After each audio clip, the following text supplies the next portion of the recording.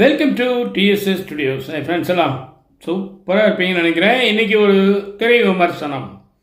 Dragon, அது enter of the டிராகனா return of the டிராகனான்னு தெரியல, ஆனால் டிராகன் அப்படின்னு ஒரு படம். ஐயா அஸ்வத் மாரிமுத்து, உங்களுக்கு தான் இந்த கேள்வி. ஏன் இதை நீங்கள் தமிழில் பேர் வச்சிருக்கூடாதா? இங்கிலீஷ் படம் நினச்சி நான் பார்க்கவே இல்லை.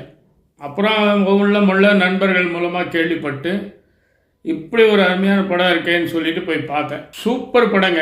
என்ன படம் எடுத்திருக்கீங்க, சே செம்ம படங்க.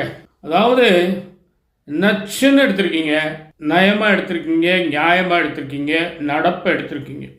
இன்றைக்கி பாருங்கள், 48 அரியர்ஸுங்க அது வந்து ரொம்ப சாதாரணமாக எல்லாரும் வச்சுருக்காங்க. அந்த காலத்தில் நாங்கள் படிக்கும்போது 70s அரியர்ஸ் இல்லாதவன் அறமடையன் அப்படின்னு ஒரு பழமொழியை உண்டாக்கியிருந்தாங்க. அதனால் இன்றைக்கி அரியர்ஸ் எல்லாம் சர்வ சாதாரணம். அதே நேரம் அதை சேஸ் பண்ணி பாஸ் பண்ணுறதுங்கிறதும் அன்றைக்கும் நடந்தது, இன்றைக்கும் நடக்குது. ஆனால் இன்றைக்கி கொஞ்சம் கஷ்டமான காரியம்.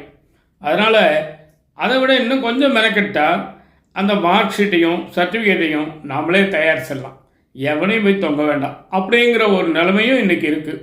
அப்படியே புட்டு வச்சுருக்கீங்க.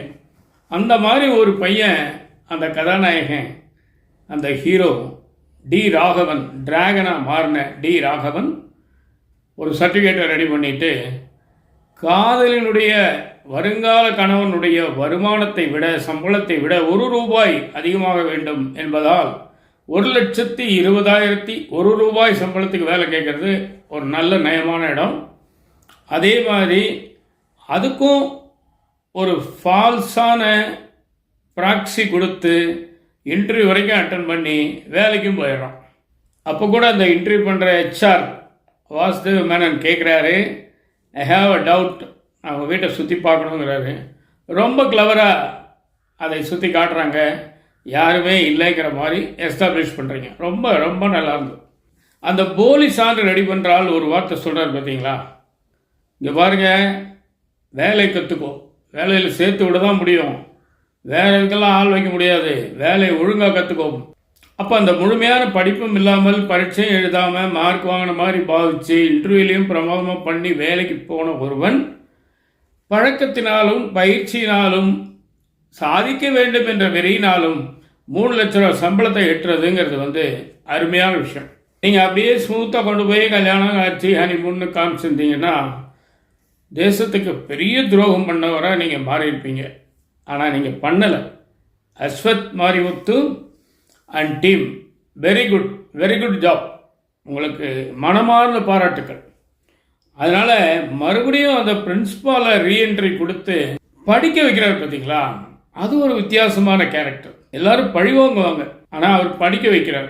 இத்தனை பிரச்சனையிலையும் இத்தனை படங்கள்லையும் அந்த 3 மாதம் கிளாஸ் அட்டன் பண்ணி 48 அரியர்ஸையும் கிளியர் பண்ணிட்டான்னு சொல்லியிருந்தால் அதுவும் ஒரு பெரிய தவறாக தான் முடிஞ்சிருக்கும். கரெக்டாக அந்த கடைசி பரீட்சை அன்னைக்கு அவனுடைய உட்பியை வர சொல்லி பாம்பே மெட்ராஸ் ஃப்ளைட் எல்லாம் காமிச்சு அவன் பாதியில் மயக்கம் போடுற மாதிரி தூங்குற மாதிரி ஒரு பேஜ் கூட கம்ப்ளீட் பண்ணாத மாதிரி காமிச்சிடுறீங்க. ஆனாலும் அவன் பாஸ் பண்ணிடுறான்.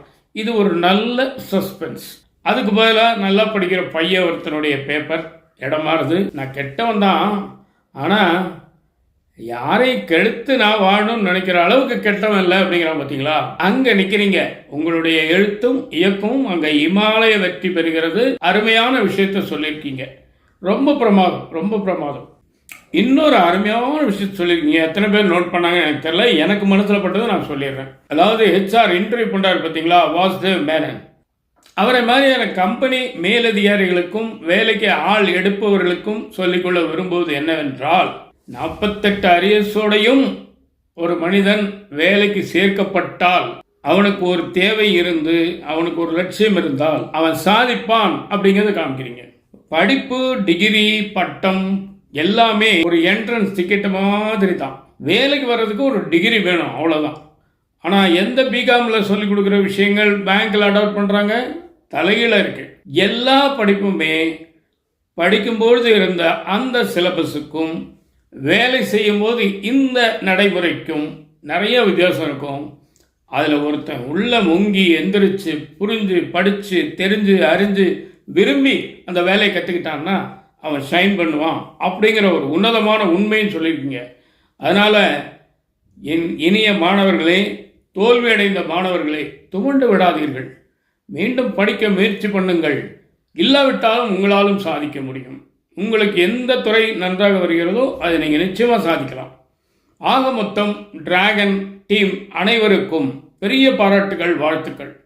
அருமையான படங்க, ரொம்ப பிரமாதமான படம். ரொம்ப நாள் ஆச்சு இந்த மாதிரி படம் பார்த்து.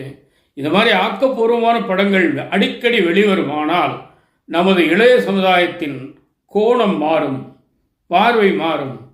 அவர்கள் தப்பான வழியில் செல்லும் அந்த எண்ணிக்கை குறையும். இதாங்க இன்னைக்கு விஷயம். நிச்சயமாக இந்த விஷயம் உங்களுக்கு பிடிச்சிருக்கும்னு நம்புகிறேன். உங்கள் கருத்துக்களை எதிர்பார்க்குறேன். மீண்டும் அடுத்த எபிசோடில் சந்திப்போமா? அதுவரை உங்களிடம் வந்து விடைபெறுவது உங்கள் அன்பன் டி. சண்முக சுந்தரம், போத்தனூர், கோயம்புத்தூர். நன்றி, வணக்கம்.